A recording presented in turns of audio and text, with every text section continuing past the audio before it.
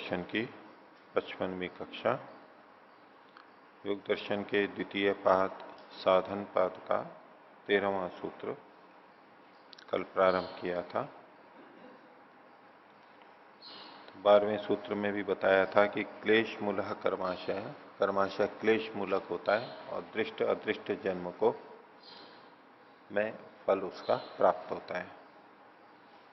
और 13वें सूत्र में बताया था मूल के होने पर यानी क्लेश के होने पर कर्माशय का विपाक होता है और वो विपाक जाति आयु भोग के रूप में होता है।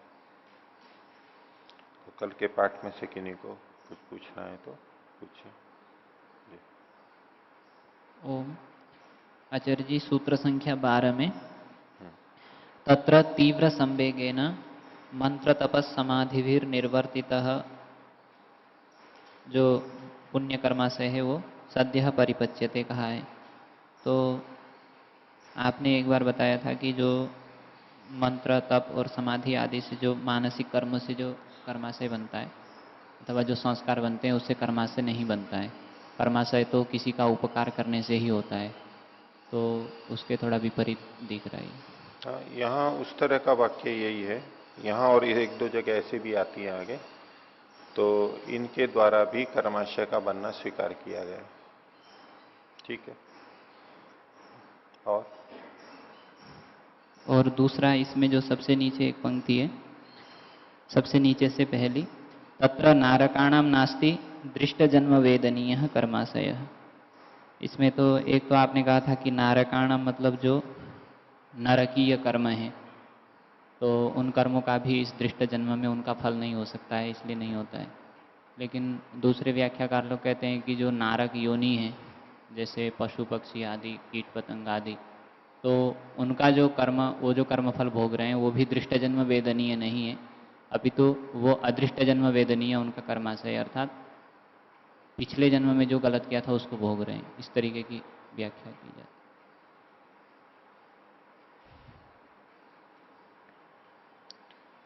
ठीक है, उस तरह कोई अगर करना चाहता है तो तत्र नारकाणाम नास्ति दृष्ट जन्म वेदनीय कर्माशय। तो नरक योनियों में उसी जन्म के कर्मों का फल नहीं मिलता है, पिछले जन्मों के कर्मों का फल मिलता है। ठीक है। और नारकीय योनियों के कर्मों का फल कहां मिलता है? दृष्टि जन्म में तो मिलेगा नहीं, उन कर्मों का फल आगे मिलेगा, ऐसा अभिप्राय उनका।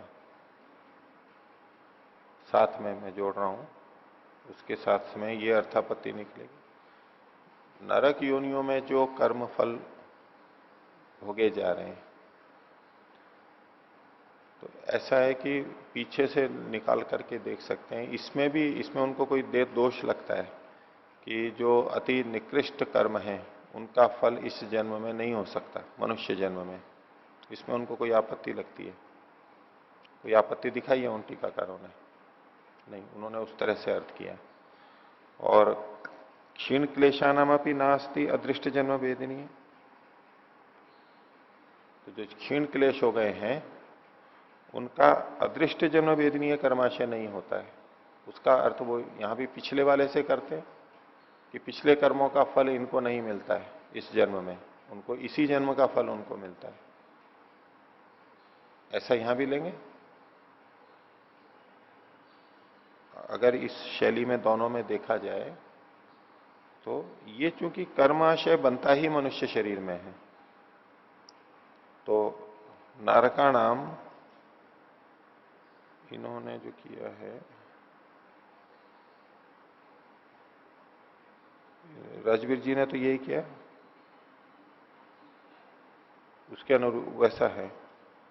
ठीक है, अब दूसरों ने मान लो कोई वो अर्थ कर रखा है, तो उसमें सिद्धांततः तो कोई हानि है नहीं, सीधे सीधे वो इस तरह अर्थ कर रहे हैं। यहां जो अर्थ किया था वो नहीं अर्थ ले रहे हैं वो, उनके हिसाब से। और इसमें अंतर कुछ तो आना चाहिए, ये जो दो व्याख्याएं हैं इनमें अंतर होना चाहिए।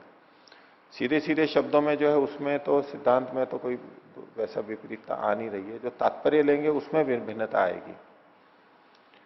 यहां पर कहा गया था जो अति दुष्ट कर्म है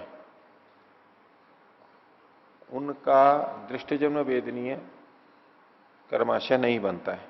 नरकाणाम कर्मणाम, उनका दृष्टजन्म वेदनीय कर्माशय नहीं बनता है। कर्माशय तो बनता है लेकिन दृष्टजन्म वेदनीय नहीं बनता है, अगले जन्मों में भोगते हैं।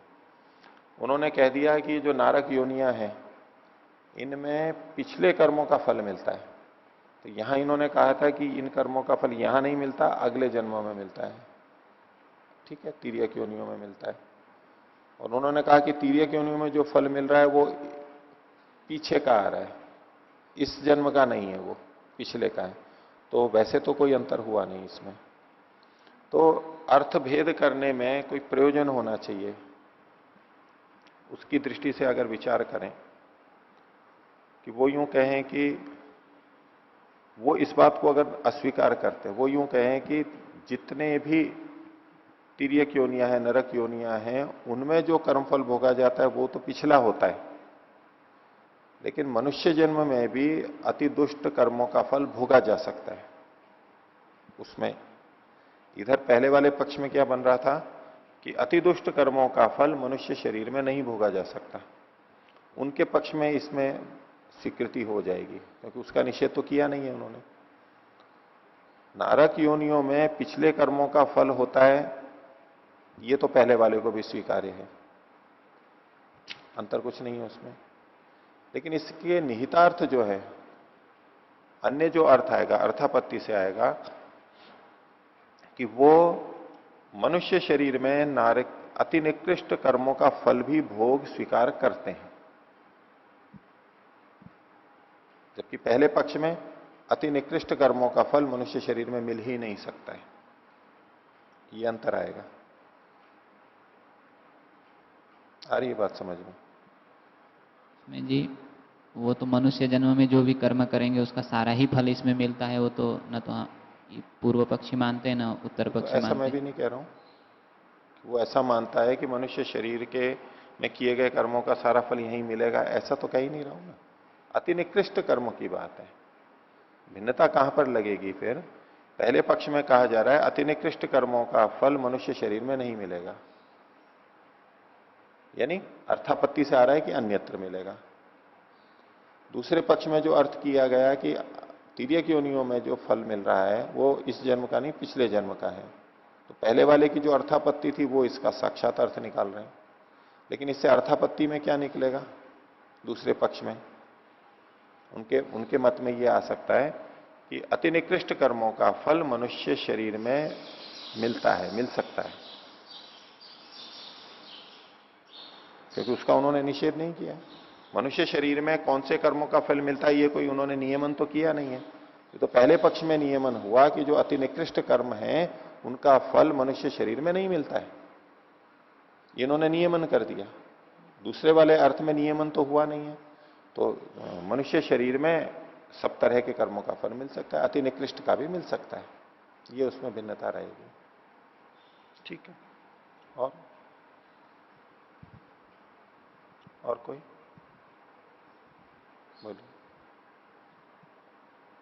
ओम आचार्य जी, इसी सूत्र में क्लेश मूल कर्माशय दृष्टा दृष्टि जन्म विदनीय, जो सबसे अंतिम पंक्ति है, क्षीण क्लेशानमपि नास्ति अदृष्ट जन्म वेदनीय। तो यहाँ पर क्षीण क्लेश से वो ले रहे हैं जिनके सारे संस्कार दग्ध बीज हो चुके हैं या हट चुके हैं। तो यदि इस दृष्टि से देखेंगे तो पहले ही सूत्र में संप्रजत समाधि के बारे में कहते हुए क्षीणोति क्लेशान बोला है। तो इसका अर्थ ऐसे निकाल सकते हैं कि फिर जो विद्धान चित्त के जो संस्कार होते हैं वो सारे संस्कार संप्रज्ञात समाधि में क्षीण हो जाते हैं या दग्धबीज हो जाते हैं, क्योंकि यहाँ पर भी क्षीणोति क्लेशान से दग्धबीज का अर्थ ले रहे हैं। वहां तो क्षीण ही अर्थ आएगा, कमजोर करना। ये तो हमारे को होगा, नहीं तो ये अर्थ संगत नहीं लगेगा। फिर अन्य के जगह जो आया है सारा उसकी संगति नहीं लग पाएगी। अगर हम क्षीण शब्द को देख के दोनों जगह एक जैसा अर्थ लगा देंगे, वहां तो कमजोर करना अर्थ लेंगे और यहां पर भी कमजोर करना ही अर्थ लेंगे, तो संगति नहीं लगेगी। क्योंकि कर्माशय की जो समाप्ति है वो जिसके क्लेश दग्धबीज हो गए हैं उनकी दृष्टि से जो पीछे जो अगले सूत्र में जो आया है सती मूल तद विपाको, तो यदि क्षीण हो गए हैं तब भी मूल तो बचा हुआ है, क्लेश तो बचे हुए हैं, उसका विपाक होता है। और जिसके अब आगे आज का विषय आएगा कि उसमें कि वो दग्ध बीज हो जाते हैं तो कर्माशय फल नहीं देता है, ये जो स्पष्टीकरण आ रहा है। तो इस परिप्रेक्ष्य में यहां क्षीण शब्द का अर्थ हमें दग्ध बीज ही लेना होगा, नहीं तो विरोध आएगा फिर। यदि हम दोनों जगह पर क्षीण से दग्ध बीज लेंगे, हाँ, तो फिर वित्तान चित्त के जो संस्कार है वो संप्रजात समाधि में दग्ध बीज हो जाते हैं। हाँ। और संप्रजात समाधि के जो संस्कार है वो असंप्रजात समाधि में दग्ध बीज हो जाते हैं। और असंप्रजात समाधि का जो निरोधजन्य संस्कार है हाँ। वो प्रबलीन हो जाते हैं, इस तरह का तो मान सकते हैं। हाँ। उसमें दिक्कत यह है कि आप जिस तरह से कह रहे हो कि वो दग्ध बीज हो जाते हैं संप्रज्ञात समाधि के अंदर, तो संप्रज्ञात समाधि में वो दग्ध बीज होते हैं इसका सीधा उल्लेख नहीं आता है। वृत्ति के स्तर पर ठीक है, क्लेश वृत्ति के स्तर पर समाप्त हो जाएं ये यहां तक ठीक है, वृत्ति के स्तर पर। संस्कारों के स्तर पर तो वो असंप्रज्ञात में होंगे, वो आगे के वर्णनों से स्पष्ट है। तो जो व्युत्थान संस्कार हैं उनका भी दग्ध बीज होना वो असंप्रज्ञात में स्वीकार किया जाता है। तो क्षिणोति च क्लेशान वहां पर उसका दग्ध बीज अर्थ लें वो संगत नहीं हो पाएगा। दोनों जगह क्षीण का मतलब दग्ध बीज ले लें तो एक जगह तो दग्ध बीज लेना ही होगा हमारे को, एक जगह तो दग्ध बीज लेना ही होगा। उस तरह का कोई संकेत सीधे सीधे नहीं मिल रहा जो आप कह रहे हो कि व्युत्थान का संप्रज्ञात में दग्ध बीज हो गया और संप्रज्ञात के जो है उनका निरोध में उसमें दग्ध बीज हो गया। इस तरह के कोई संकेत तो नहीं। विचार कर सकते हैं इसमें, विचारणीय रख सकते हैं इस बिंदु को।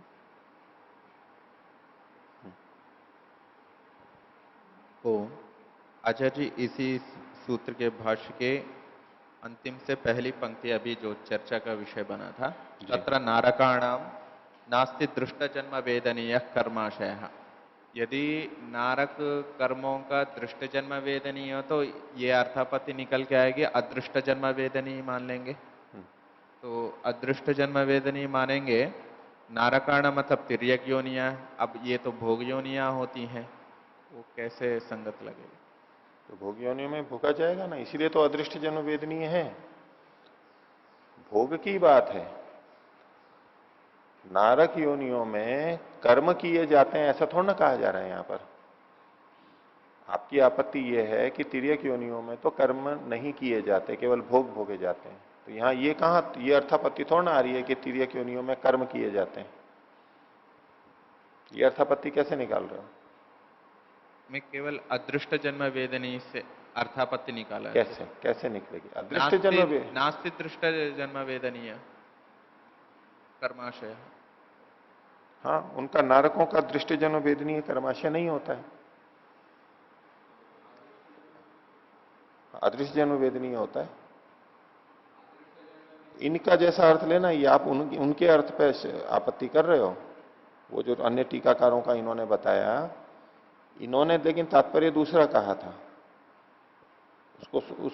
उसको उनके तात्पर्य से भिन्न जाकर के प्रश्न नहीं करेंगे।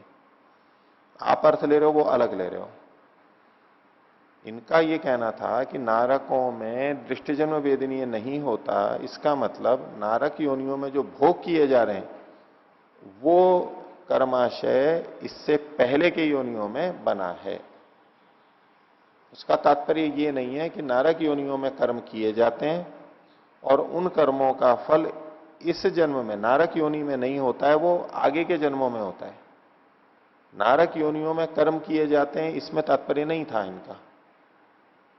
आप उसी में दोष दिखा रहे हो ना कि इसका तो ये अर्थ निकल के आएगा। इनका भाव तो मैं समझ गया, मैं तो ये नहीं है, तो अब जो मैं जो कह रहा हूं वो लेना अर्थ लेना पड़ेगा।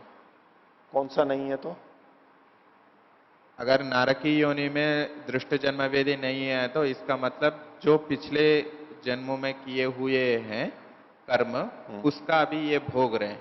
हाँ, ये अर्थ इन्होंने बताया। ठीक है जी, मैं ये दूसरा विषय अगले जो होने वाला जन्म के विषय को लेकर मैं कह रहा हूं। आप नए ढंग से बोल रहे हैं, तीसरा अर्थ बोल रहे हैं। बोलिए। मैं आपसे पूछ रहा हूं आचार्य जी, नास्ति दृष्ट जन्म वेदनीय, इस तिर्यक योनि में जो कर्म किए जाते हैं वो नास्ति दृष्ट जन्म वेदनीय, इसका अर्थ है इसका अदृष्ट जन्म वेदनीय होगा। मैं ये से अर्थापत्ति निकाल रहा हूं। तो अब ये मेरा प्रश्न है इस संदर्भ में कि क्या ये भोग योनि होते हैं, इनके जो तिर्यक योनि में किए हुए कर्म जो होने वाले जन्म में कैसे कर्माशय वो कर्म मैं फल तो देंगे? मैं तो कर भी नहीं मान रहा हूं ना, मैंने तो ये कहा ही नहीं। ये तो प्रश्न आपने नया अर्थ किया और प्रश्न अन्यों से पूछ रहे। ये प्रश्न तो आप ही पे आएगा कि अगर अगर आप ये अर्थ कर रहे हो तो उसका उत्तर आप ही को ढूंढना होगा, और अगर उत्तर नहीं मिल रहा है तो उस अर्थ को छोड़ना पड़ेगा।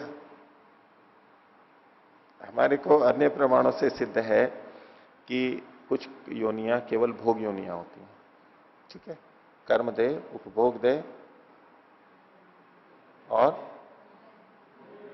उभय उभय दे। ठीक है, तो उपभोग दे कौन से हैं? वो अन्य, यानी कोई ना कोई उपभोग दे तो हो है ही, इतना तो संकेत मिल ही रहा है हमारे को उस प्रमाण से, सांख्य दर्शन के सूत्र से। अगर आप यूं कहने लगेंगे नारका नाम, तो वो फिर भोग योनियां नहीं रही, वो फिर उभय योनियों में आ जाएंगी, क्योंकि उनमें भोग तो हो ही रहा है। वो भले ही पिछले का हो रहा है, उनके कर्मों का उसी जन्म में भोग भले ही ना हो रहा हो, लेकिन पिछलों का तो भोग हो रहा है, तो भोग योनियां तो हैं, और नए कर्म भी किए जा रहे हैं, तो फिर उभय कोटि में आ जाएंगे। फिर भोग योनि कोई कौन सी रहेगी? तो वो तो प्रश्न, अगर ऐसा मानते हैं तो प्रश्न तो उठेगा, प्रश्न उठेगा, वो ठीक नहीं है, ऐसा नहीं मान सकते।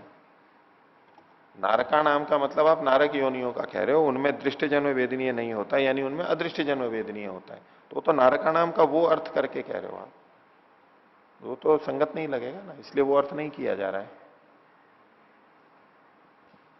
जो अदृष्ट जन्म वेदनी जो कह रहे हैं, अब होने वाले जन्म को लेकर ही जो पहले जो जितने भी उदाहरण आदि आए हैं, तो वो आगे होने वाले जन्म वेदनी को लेके ही कर रहे थे। ऐसा ही कहा गया है। तो इस प्रसंग में एक बार अर्थ करेंगे नहीं, इस प्रसंग में तो नारका नाम का मतलब तो नारक योनिया अर्थ नहीं ले रहा हूं ना मैं। हाँ, जो नरक फल देने वाले जो कर्म हैं, अत्यंत निकृष्ट जो कर्म हैं, उनका वो दृष्ट जन्म में वेदनीय नहीं होते।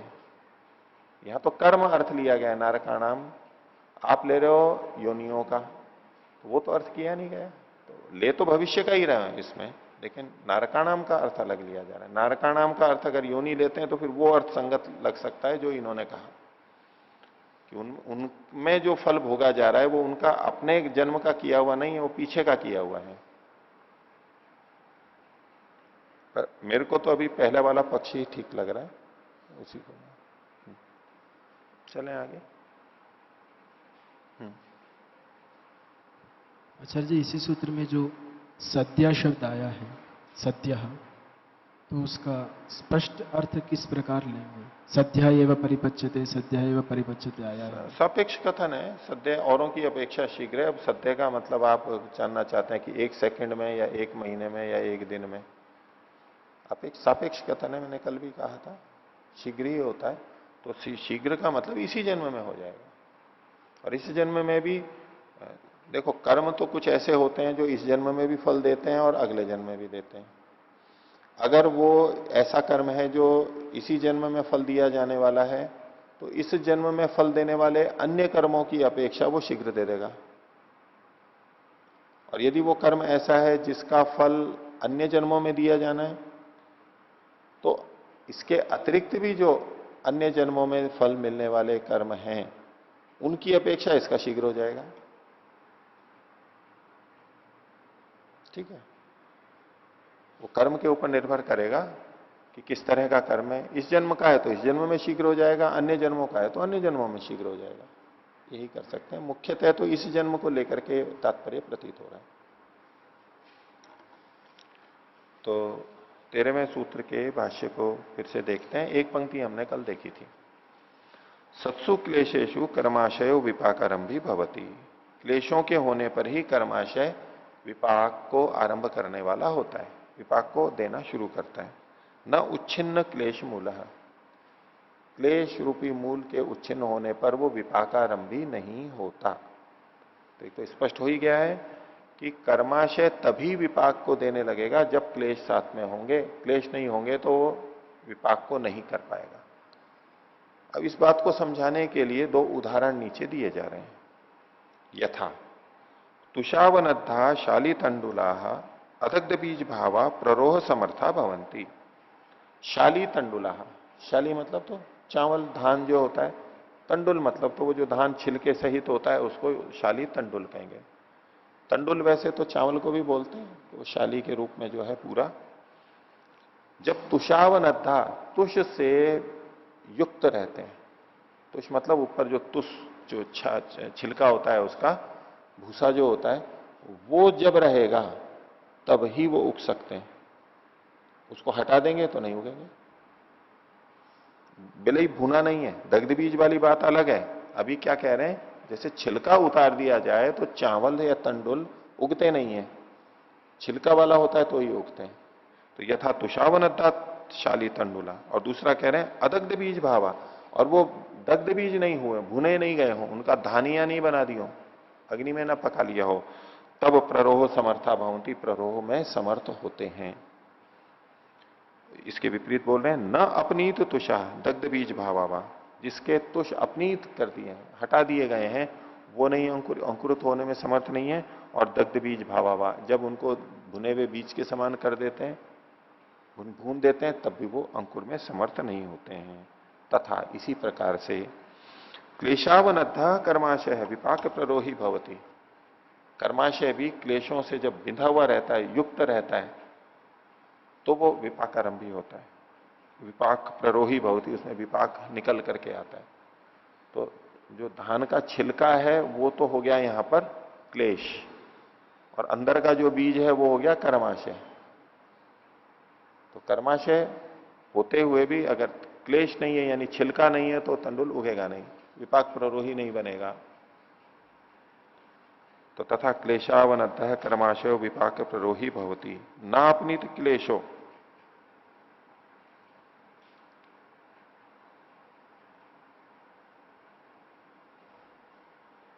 अपनीत क्लेश है ना, जिसके क्लेश हट गए हैं, जैसे मतुष हट गया था, वो विपाक प्ररोही नहीं होता है।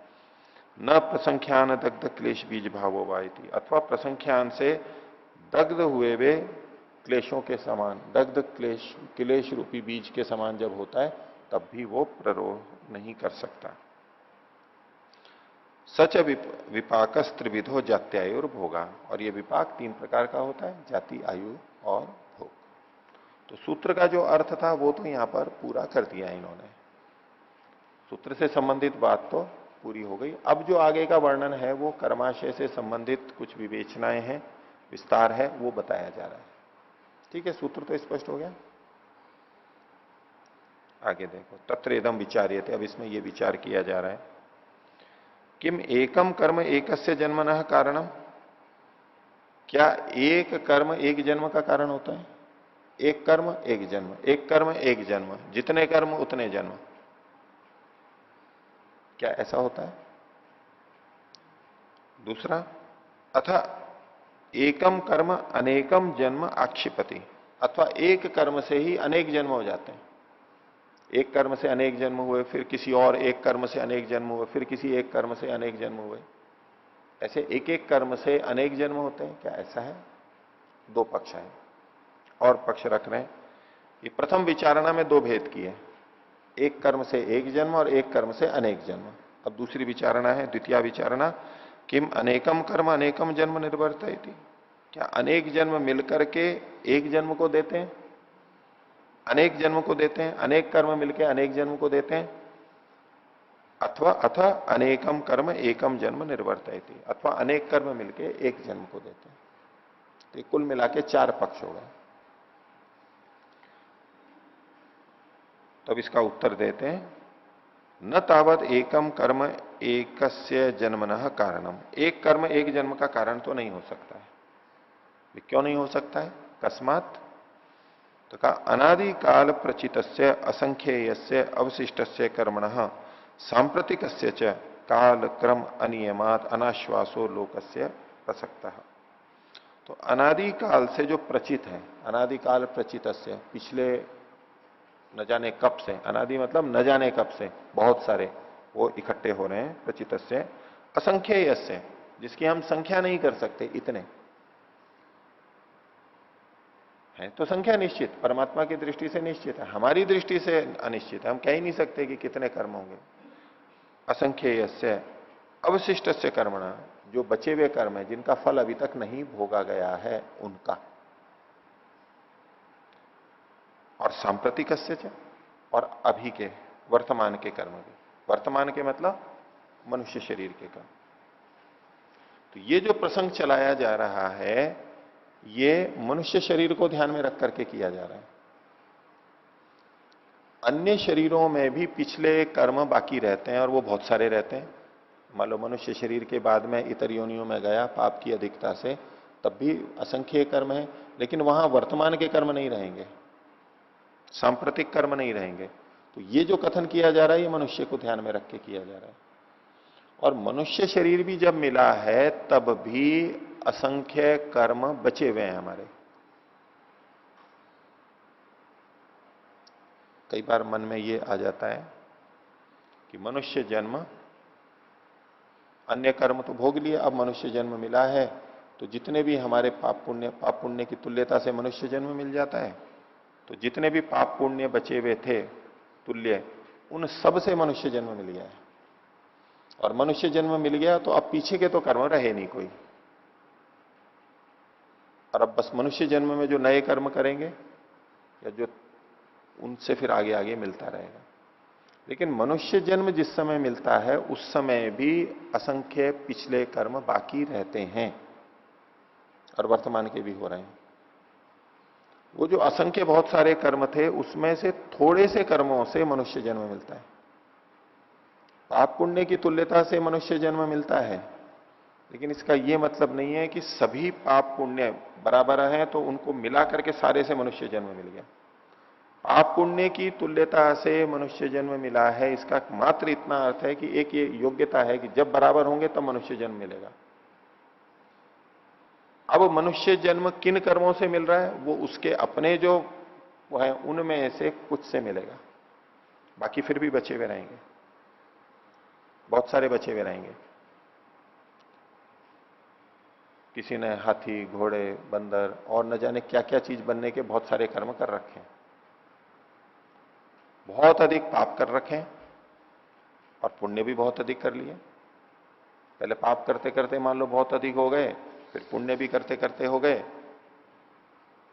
मनुष्य जन्म में आया तो मनुष्य जन्म में कुल मिलाकर के मान लीजिए बहुत तो पाप कर लिए, बहुत पुण्य कर लिए, लेकिन पाप अधिक है, पाप अधिक है। वो पाप इतने अधिक हैं, अगर उन सबका भोग भोगने लगे तब तो न जाने कितने जन्म लेता रहेगा वो। लेकिन उन अधिक पापों के साथ साथ पुण्य भी उसके अधिक हैं, थोड़ा ही अंतर है। मान लीजिए 49 पुण्य है और 51 पाप है प्रतिशत, वो भले ही करोड़ों और अरबों में हो, लेकिन ये जो 1% की अंतर है वो प्रतिशत यदि समान हो गया, 49 आ गए दोनों, 2% जो अधिक थे पाप उनको भोग लिया तो 49 हो गए, मतलब तो वापस 50 हो गए, वो बराबर बराबर हो गए। अब मनुष्य जन्म मिल जाएगा। लेकिन वो जो बहुत सारे पाप किए हुए थे, जिनका जो नारकीय कर्म भी थे, जिनका फल अन्य इतर योनियों में ही भोगना था, वो भी बचे हुए हैं बहुत सारे। मनुष्य शरीर मिलता है उसका यह अर्थ नहीं है कि अन्य शरीरों में भोगे जाने वाले सारे कर्म पहले समाप्त हो गए।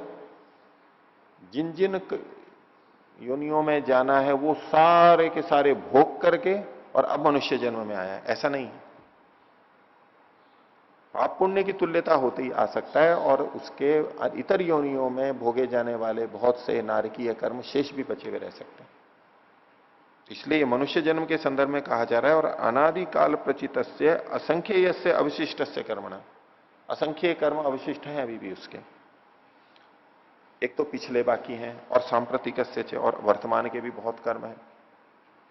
तो इनका काल क्रम अनियमात, काल का मतलब है फल के क्रम का अनियम होने से, अगर ये माना जाए कि एक कर्म से एक जन्म होगा, तो ये जो असंख्य कर्म बचे हुए हैं, तो उनका फल भोगने में कितने जन्म लगेंगे? और वर्तमान में फिर और कर लिए, तो जितने वो भोग नहीं पा रहा है उससे ज्यादा कर्म कर लिए, पीछे के भी बचे हुए हैं और अभी भी हो गया। तो कब भोगे जाएंगे फिर ये? काल के क्रम का अनियम हो जाएगा, कभी भोग ही नहीं सकता है वो, अवसर ही नहीं मिलेगा वो। तो फिर जैसे कि फैक्ट्री में उत्पादन तो बहुत अधिक होता जाए और बिक्री नहीं हो रही हो, तो जमा है पहले और फिर और उत्पादन अधिक हो गया और बिक रही है थोड़ी थोड़ी ही, तो क्या होगा? बहुत अधिक इकट्ठे होते चले जाएंगे, कभी भी समाप्त नहीं होंगे। तो काल के क्रम का अनियम आने से अनाश्वासो लोकस्य प्रसक्त है, लोग कभी भी ऐसी कर्मफल व्यवस्था पे विश्वास नहीं कर सकते, वो तो कभी भोगा ही नहीं जाएगा। नए नए बहुत ज्यादा होते रहेंगे और भोगे जाएंगे नहीं, कर्म अधिक होंगे, भोगे कम जाएंगे, तो बढ़ते ही जाएंगे, कभी भी पूरे नहीं हो सकते वो। इसलिए ये अयुक्ति युक्त है, इसको स्वीकार नहीं कर सकते कि हर कर्म का एक शरीर मिले, एक योनि मिले, यह स्वीकार नहीं है इनको। तो लोगों का अनश्वास प्रसक्त हो जाता है, सच अनिष्ट, और वो इष्ट नहीं है। अब यहां पर सीधे सीधे प्रमाण ही लोग को स्वीकार नहीं हो सकता, यानी सामान्य जनता इसको युक्ति युक्त नहीं मान सकती, इसलिए ये अनिष्ट है, वो स्वीकार्य नहीं है।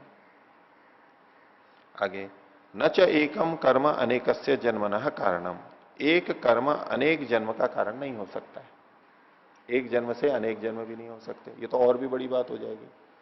पीछे एक कर्म से एक जन्म हो रहा था, वो ही नहीं सलट रहा था, तो एक कर्म से यदि अनेक जन्म होंगे तो वो तो कैसे पूर्ति हो पाएगी?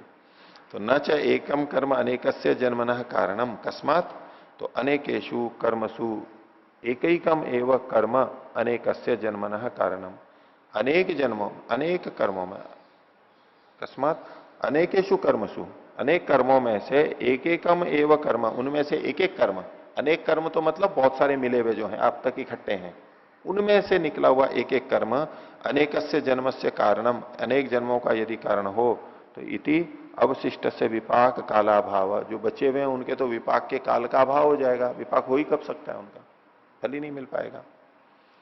विपाक कालाभाव प्रसक्त, और स चापी अनिष्ट है, ये भी अनिष्ट है, स्वीकार नहीं हो सकता। आगे, न च अनेकम कर्म अनेकस्य जन्मनः कारणम, अनेक कर्म मिलके अनेक जन्म को दे दें, बोले ये भी नहीं हो सकता। अनेक कर्म मिल गए और उन सब ने मिलकर के ये जन्म भी दे दिया, ये जन्म भी दे दिया और ये जन्म भी दे दिया, ऐसा भी नहीं हो सकता। न च अनेकम कर्म अनेकस्य जन्मनः कारणम कस्मात तद अनेकम जन्म युगपत न संभवती इति क्रमेण एव वाच्यम, ये जो अनेक जन्म है वो एक साथ तो हो ही नहीं सकते, एक समय में तो एक ही जन्म होगा, तो इसलिए क्रम से ही कहना चाहिए कि एक एक करके ही जन्म होता है, एक एक करके ही होता है, इसलिए अनेक कर्मों के अनेक जन्म एक साथ भी हो ये संभव ही नहीं है। तथा च पूर्ववत दोषानुसंग, और इसमें भी पहले के समान दोष आएगा, अनिष्ट आएगा, और कोई स्वीकार नहीं कर सकता इसको, इस स्थिति को। इसलिए अब जो चौथा एक अंतिम जो बचा, तीन का खंडन कर दिया, तो अब ये क्या बचा? अनेक कर्मों से एक जन्म होता है, कोई भी जन्म हुआ है वो न तो एक कर्म से है बल्कि अनेक कर्मों से मिलकर के एक जन्म है। तो बोले इस कारण से तस्मात् जन्म प्रायणांतरे कृतः पुण्य पुण्य कर्माशय प्रचयो विचित्र, इसलिए जन्म से लेकर के प्रायण, प्रायण मतलब तो मृत्यु, प्रकर्ष रूप से जो गमन हो जाता है मृत्यु, उसके अंतरे बीच में किया गया जो पाप पुण्य कर्माशय है, जन्म से मृत्यु के बीच में जो कर्म किए गए मनुष्य शरीर में, वह पाप पुण्य कर्माशय का जो प्रचय है, इकट्ठा है, वो विचित्र है, बड़ा विचित्र है, तरह तरह के हैं उसमें, अच्छे बुरे छोटे बड़े, बहुत अधिक विचित्रता है उसमें, विचित्र। और प्रधानोपसर्जन भावे न अवस्थित, प्रधान और उपसर्जन इस रूप में रहते हैं। प्रधान का मतलब है मुख्य, उपसर्जन का मतलब है गौण। वो कर्म तो बहुत सारे हैं लेकिन सभी प्रमुख नहीं है, उसमें से कुछ प्रधान के रूप में है, मुख्य हैं, और कुछ गौण है, कुछ प्रबल है कुछ दुर्बल है, ऐसे प्रधान और गौण के रूप में वो रखे हुए हैं। प्रधान उपसर्जन भावेन अवस्थितः और प्रायणाभिव्यक्त और मृत्यु के द्वारा वो अभिव्यक्त होते हैं। और जब मृत्यु हो गई, मृत्यु से पहले तक बहुत सारा कर्म इकट्ठा हो गया था, पिछले भी थे और अभी के भी थे, इकट्ठे हो गए, बहुत सारे हो गए हैं। अब मृत्यु के द्वारा वो कर्माशय यानी प्रारब्ध प्रकट हो रहा है। मृत्यु हुई और मृत्यु के बाद में अब वो नया जन्म आना है, तो उस नए जन्म के लिए एक कर्माशय, कर्माशय का मतलब है प्रारब्ध के रूप में, संचित नहीं है सारा, वो जो प्रारब्ध है वो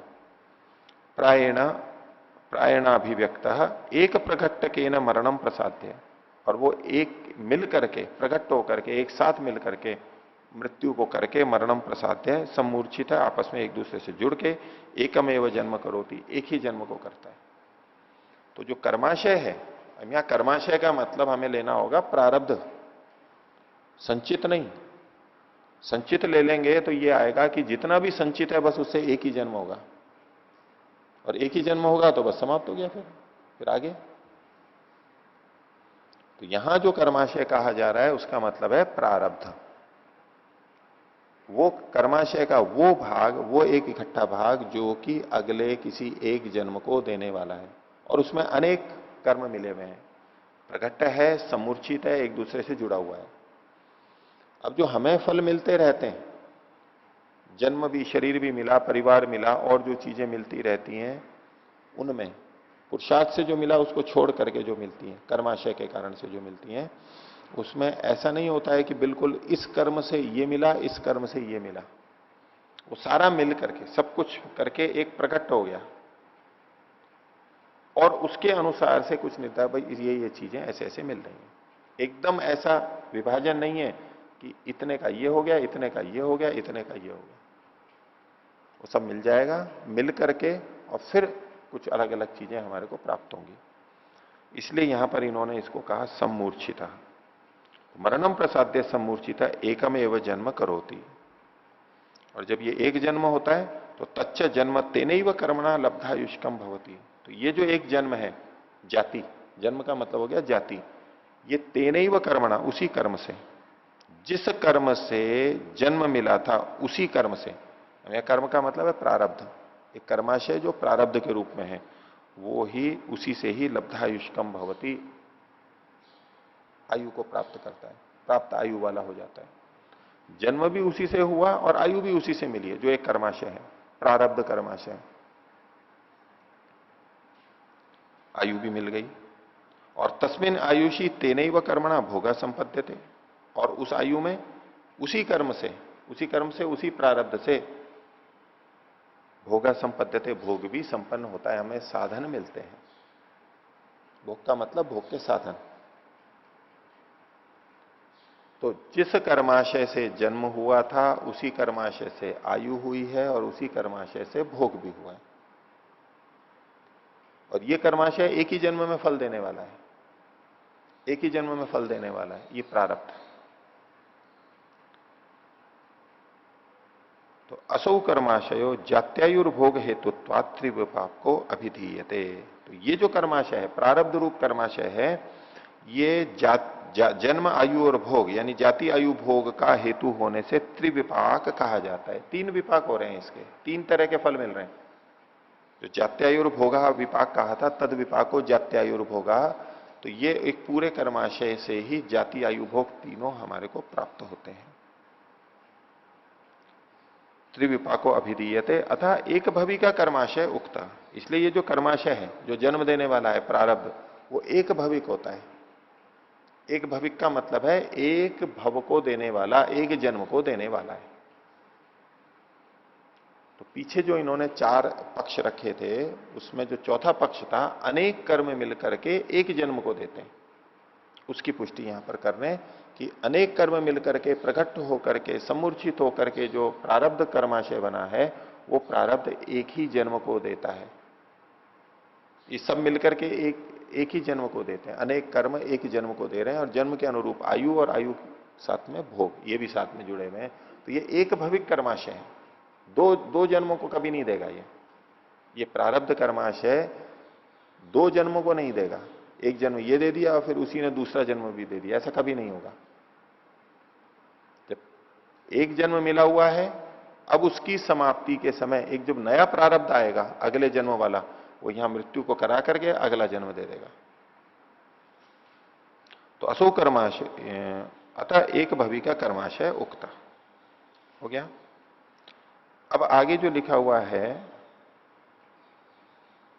दृष्ट जन्म वेदनीय स्तु, दृष्ट के पहले क्या लिखा हुआ है? दृष्टि है, ठीक है। जिनकी पुरानी पुस्तक है उसमें कुछ और होगा, उसको काट लेना। दृष्ट जन्म वेदनीय से बोलेंगे, दृष्ट जन्म वेदनीय स्तु एक विपाकारंभी भोग हेतुत्वात्। ये जो अभी चर्चा की थी इन्होंने, ये अदृष्ट जन्म वेदनीय कर्माशय की बात थी। ऐसा कर्म जिसका फल उसी जन्म में नहीं मिलता जिस जन्म में कर्म किए गए थे। तो पिछले बाकी थे बहुत सारे, और इस जन्म में मनुष्य जन्म में किए हुए कर्म भी बाकी हैं जिनका फल मनुष्य जन्म में ही, इसी मनुष्य जन्म में नहीं मिला। अब उसका फल आगे जन्म आदि में मिलेगा। तो ये जो अनेक कर्म मिलके एक जन्म देते हैं, ये किन कर्मों की बात है? जो अदृष्ट जन्म वेदनीय कर्म है।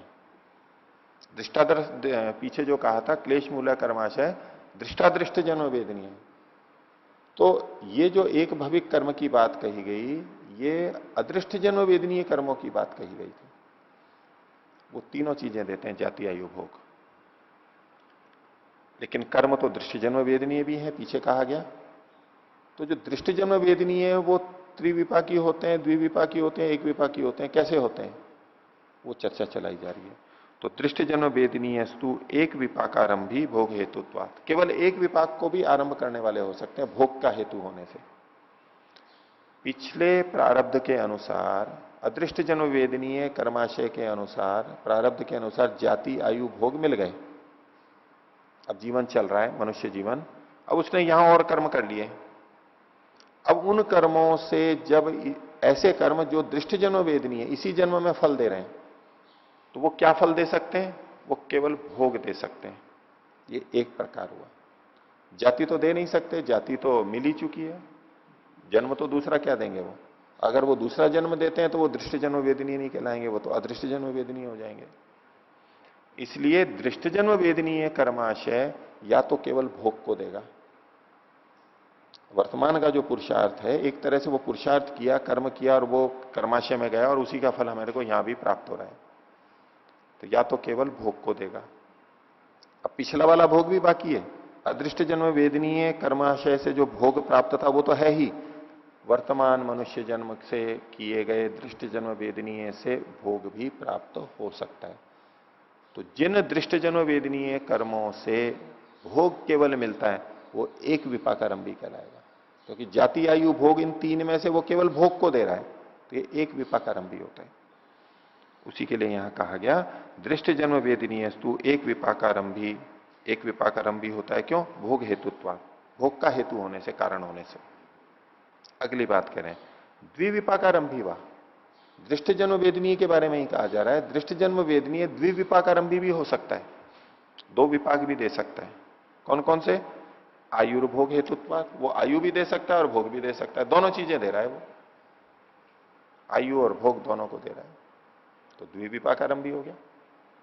तो केवल भोग भी दे सकता है, आयु और भोग भी दे सकता है,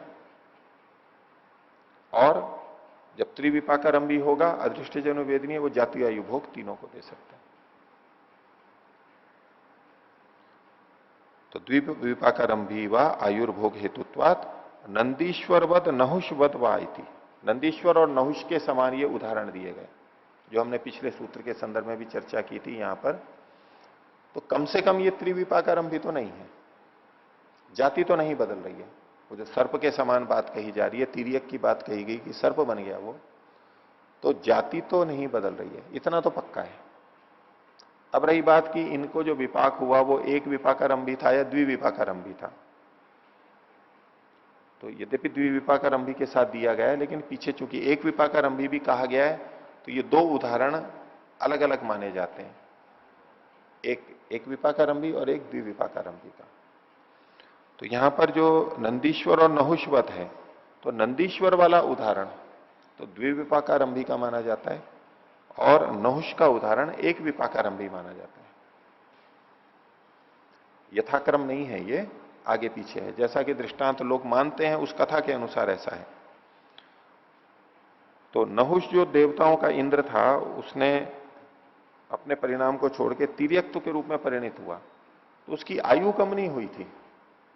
जो देवत्व दिव्य आयु थी, उसकी आयु कम नहीं हुई।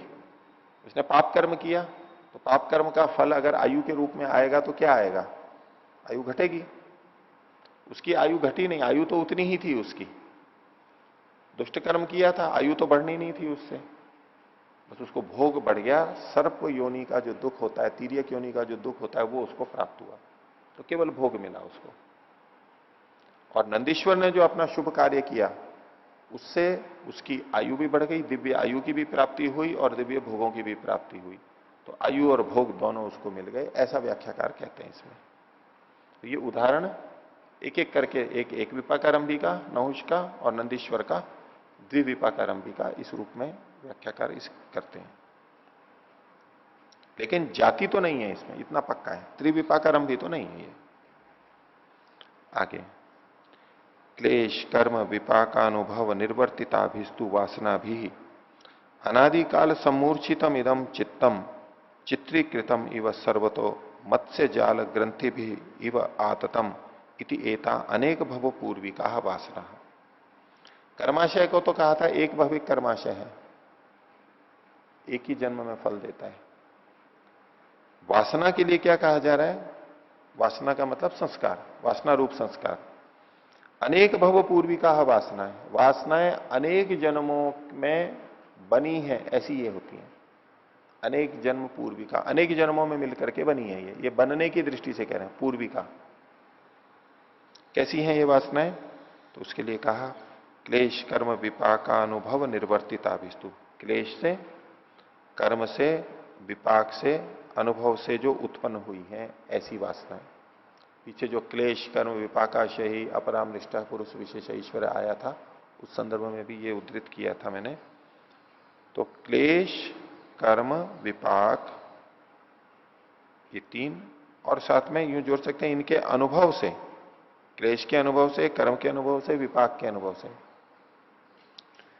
जो निर्वर्तित अभिसु वासना भी, जो वासनाएं बनती हैं वो कैसी हैं? अनादिकाल सम्मूर्त, उन वासनाओं के द्वारा अनादिकाल से सम्मूर्छितम इदम चित्तम, ये चित्त रंगा हुआ है। ये संस्कार चित्त में रहते हैं, ये वासनाएं चित्त में रहती हैं, तो चित्त ही उनसे रंगा हुआ है।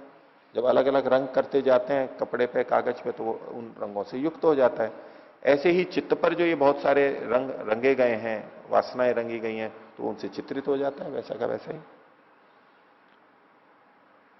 वासना भी अनादिकाल सम्मूर्छितम इदम चित्तम, ये जो चित्त है चित्रीकृतम इव, बड़े रंगा हुआ हुए के समान, सर्वतो सब ओर से, मत्स्य जाल ग्रंथि भी इव आततम, मछली के जाल की गांठों के समान चारों ओर से वो ढका हुआ है, फैला हुआ, उसमें विस्तृत है। जैसे कि मछली पकड़ने के जाल में गांठें ही गांठें होती हैं, एक दूसरे से जुड़ी हुई रहती हैं, गुथी रहती हैं, संबंध रहता है, ऐसे ही ये संस्कार एक दूसरे से गुथे हुए रहते हैं, गांठें बंधी हुई रहती हैं, एक से दूसरा संबंधित रहता है, उसकी तरह से ये रहते हैं। और ये अनेक भव पूर्विक वासनाएं होती हैं। आगे, यस्तु अयम कर्माशय ऐसा एक भविका उक्ता इति, ये कर्माशय तो एक भविक है। एक भविक के दो तरह से अर्थ लिए जा सकते हैं। एक तो ये लिया जो पहले मैं बता रहा था कि प्रारब्ध कर्माशय वो एक जन्म को देने वाला होता है, फिर अगला जन्म होगा, उससे पहले फिर नया प्रारब्ध कर्माशय बनेगा, संचित में से निकल करके आएगा। ऐसे सब एक एक वाले होते हैं। दूसरा इसका अर्थ है जैसे कि वासनाएं हैं वो अनेक भव पूर्विक हैं, अनेक जन्मों में मिलकर के ये वासनाएं बनी हैं, लेकिन कर्माशय एक भविका कर्माशय का अब दूसरा अर्थ क्या? ये एक ही जन्म में बनता है केवल। और वो जन्म कौन सा है? मनुष्य जन्म। अन्य जन्मों में बनता ही नहीं है कर्माशय। इस दृष्टि से भी इस संगति को, इस पंक्ति को देख सकते हैं। यस्तु अयम कर्माशय ऐसा एक भविका उक्ता इति, एक भविक है ये, तो भविष्य में एक को देने वाला। और पूरे कर्माशय को देखेंगे उस दृष्टि से, पीछे से देखेंगे तो एक ही जन्म में वो बनता है, मनुष्य जन्म में। अन्य के अन्य मनुष्य जन्म कई हो सकते हैं, उनमें मिलता मिलता मिलता बन रहा है, लेकिन बनेगा मनुष्य जन्म में ही, बाकी किसी जन्म में शरीर में कर्माशय नहीं बनेगा। इसका भी तात्पर्य ले सकते हैं। आगे, ये संस्कार स्मृति हेतव आवासना च अनादि कालीना इति। तो जो संस्कार स्मृति के हेतु होते हैं, जिनके कारण स्मृति आती है, वो संस्कार एक धर्माधर्म रूप संस्कार होते हैं, एक वासना रूप संस्कार होते हैं। तो ये स्मृति के हेतु जो वासना रूप संस्कार है उनका है कि ये संस्कार स्मृति हेतव, जो स्मृति के कारण संस्कार होते हैं, ताह वासना, वो वासनाएं, वो वासना रूप संस्कार अनादिकालीना इति, वो अनादिकाल से चले आ रहे हैं। यस्तु असो एक भविक कर्माशय, ये जो एक भविक कर्माशय है वह स नियत विपाकश्च अनियत विपाकश्च, जो एक शरीर में होने वाला ये कर्माशय है, ये कर्माशय नियत विपाक वाला भी होता है और अनियत विपाक वाला भी होता है। नियत विपाक का मतलब है निश्चित फल को देने वाला, निश्चित स्थिति में एक जीवन में फल देने वाला, और अनियत विपाक है मतलब वो कभी भी दे सकता है, निश्चित नहीं है अभी वो। तो नियत विपाकी और अनियत विपाकी दोनों तरह से होता है। तो कर्माशय पहले बताया दृष्ट जन्म वेदनीय और अदृष्ट जन्म वेदनीय, ठीक है। दूसरा बताया नियत विपाकी और अनियत विपाकी, निश्चित विपाक है जिसका कि अब होगा इसका, और अनियत भी होता है। तो कर्माशय स नियत विपाकश्च अनियत विपाकश्च तत्र अदृष्ट जन्म वेदनीय से नियत विपाक से एवं अयम नियमो। ये जो एक भविक की बात कही जा रही है ना, अनेक कर्म मिलके एक जन्म देते हैं, वो कौन से कर्म है? अदृष्ट जन्म वेदनीय में जो नियत विपाकी हैं उनके लिए ये नियम कहा जा रहा है। नियत विपाकी और अनियत विपाकी ये दोनों ही अदृष्ट जन्म वेदनीय की दृष्टि से कथन किया जा रहा है। जो कर्म अदृष्ट जन्म वेदनीय हैं वो नियत विपाकी हो सकते हैं और अनियत विपाकी हो सकते हैं। तो जो एक भविक कर्माशय कहा जा रहा है, जो प्रारब्ध है जिससे कि ये शरीर मिला है, वो सारे के सारे तो आएंगे नियत विपाकी। उनके लिए नियत हो गया है कि इन कर्मों का फल इस जन्म में मिलेगा, ये नियत विपाकी है। अब उसके अतिरिक्त जो बचे हुए हैं कर्म, संचित कर्माशय में से प्रारब्ध कर्माशय जो बना जिससे कि अब नियत फल मिलने वाला है, तो इस प्रारब्ध के अतिरिक्त संचित में जो और कर्म बचे हुए हैं वो उनमें बहुत सारे अनियत विपाकी कर्म है। तो इन्होंने कहा यस्तु असौ एक भविक कर्माशय से नियत विपाकस्य अनियत विपाकस्य तत्र अदृष्ट जन्म वेदनीय से नियत विपाक से एवं अयम नियम। ये नियम जो है वो अदृष्ट जन्म वेदनीय और नियत विपाकी के लिए है, न तो अदृष्ट जन्म वेदनीय से अनियत विपाक से। अदृष्ट जन्म वेदनीय अनियत विपाकी के लिए ये नियम नहीं है कि वो एक ही भविक होता है। अकस्मात क्यों? तो यो ही अदृश्य जन्म वेदनीयो अनियत विपाक, जो अदृश्य जन्म वेदनीय अनियत विपाकी कर्म है उसकी त्रयी गति, तीन प्रकार की गतियां होती है, तीन तरह से हो सकता है, इसलिए वो नियत नहीं है। क्या क्या हो सकता है? तो कृतस्य अविपक्वस्य विनाशः, पहला है कृतस्य जो किया जा चुका है लेकिन अविपक्व से, अभी फल नहीं मिला है, उसका विपाक नहीं हुआ, उसका विनाश हो जाता है, समाप्त हो जाएगा वो। बिना फल दिए भी कर्म समाप्त होता है, उसका भी एक संकेत यहां से है। कृतस्य अविपक्वस्य विनाश। कोई कह सकते हैं भाई पाप कर्म नष्ट हो जाते हैं तो कहने लगते हैं कि भाई भावी नहीं करेगा वो, इसलिए कृतस्य लिखा है। बोले किए हुए का नाश होता है, हाँ किए हुए का नाश हो जाता है भोग लेने पर। उनका कृतस्य अविपक्वस्य विनाश, एक पाक। दूसरा प्रधान कर्मणि आवापगमनम वा, जो प्रधान कर्म है उनके साथ साथ वो सहायक रूप में रहते हैं, आवापगमन होता है, उसके साथ साथ डुबकी लगा के उसके साथ साथ चलते रहते हैं, अलग से नहीं कर पाते। पीछे कर्माशय के लिए बताया था प्रधान और उपसर्जन भाव से वो रहते हैं, कोई उसमें मुख्य होते हैं, कुछ गौण होते हैं। तो जो गौण होते हैं वो प्रधान के साथ साथ चलते हैं और वहीं अपना भोग दिलाते रहते हैं, साथ साथ में चलते हैं, वो स्वयं नहीं कर सकते, लेकिन प्रधान कर्म फल देता है, उसके साथ साथ ये देते चले जाते हैं। जंगल में कई पशु होते हैं जो खुद तो शिकार कर नहीं सकते, लेकिन बड़े जो शिकारी होते हैं उनके साथ साथ चलते रहते हैं कि जब ये शिकार करेंगे इनके साथ साथ हमारा भी हो जाएगा। ये प्रधान के साथ साथ चलते रहते हैं आवापगमन से। प्रधान कर्मणि आवापगमनम वा। तीसरा है नियत विपाक प्रधान कर्मणा अभिभूत सेवा चिरम अवस्थानमिति। जो नियत विपाकी कर्म है और उसमें भी जो प्रधान कर्म है उनके कारण से अभिभूत हो जाते हैं, दब जाते हैं। एक तो था प्रधान कर्म के साथ आवापगमन है, यानी वो साथ साथ में चलते रहते हैं और फल दे देते हैं। लेकिन कुछ कर्म ऐसे होते हैं जो नियत विपाकी होते हैं, इनका फल अभी मिलना है और प्रधान है, तो जब उसका फल मिलना है तो कुछ फल रुक जाएंगे कि नहीं अभी आप नहीं आ सकते हो, उसको दबा करके रख देंगे, अभी आपको कोई अवकाश नहीं है, वो दबा रहेगा। जब तक ये नियत विपाकी प्रधान कर्म है तब तक वो उठ करके नहीं आ सकता है दूसरा। जब इसका भोग समाप्त हो जाएगा तब फिर वो आ जाएगा। जैसे विशिष्ट व्यक्ति जाता है प्रधान, तो अन्य लोग फिर वहां आ जा नहीं सकते, रोक दिए जाते हैं, नहीं आएंगे। तो ये हुआ नियत विपाक प्रधान कर्मणा अभिभूत सेवा चिरम अवस्थानम। देर तक वो टिके रहते हैं, बहुत देर तक वो टिके रहते हैं। पहला वाला जो है ना कृतस्य अविपक्व से विनाशः, उसके संदर्भ में कई जने ये बोलते हैं कि नाश को तो वो मानते नहीं है। बोले बिना फल भोगे नाश कैसे हो सकता है, वो तो बिल्कुल सिद्धांत विरुद्ध लगता है उनको, भोग तो होगा। तो इसका तात्पर्य वो क्या ले लेते हैं, बोले अभी नहीं, वो रखे रहते हैं और बाद में फल देते हैं, मुक्ति के बाद में देते हैं वो कर्म फल। किया है, अविपक्व हुआ है और उसका विनाश का मतलब वो ले लेते हैं कि मुक्ति के बाद में देंगे वो, क्योंकि नाश को तो नाश मानते ही नहीं, वो सिद्धांत विरुद्ध मानते हैं, मुक्ति के बाद में देते हैं। तो तब तक वो रखे रहते हैं। तो अगर वो तब तक रखे रहना अर्थ होता है इसका विनाश वाला, तो ये तीसरा विकल्प क्यों देते हैं? नियत विपाक प्रधान कर्मणा अभिभूत से चिरम अवस्थानम, देर तक पड़े रहते हैं। देर तक पड़े रहने के लिए अलग लिखा हुआ है और विनाश के लिए अलग लिखा है। और विनाश का विनाश अर्थ ही तो लेना पड़ेगा हमारे को। विनाश का मतलब देर तक रखे रहना थोड़ा ना लेंगे। बोले विनाश का मतलब क्या होता है?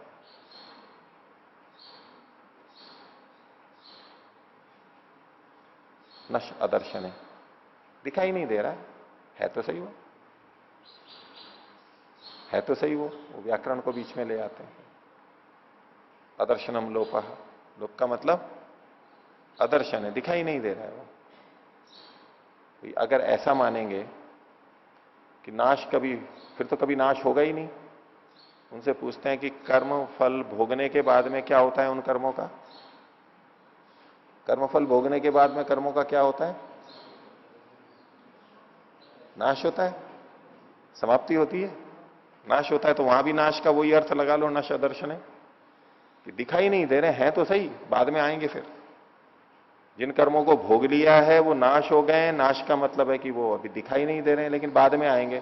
तो जिनको भोग लिया वो भी वापस आएंगे दोबारा, फिर तो नाश शब्द का प्रयोग ही नहीं कर पाएंगे कहीं भी।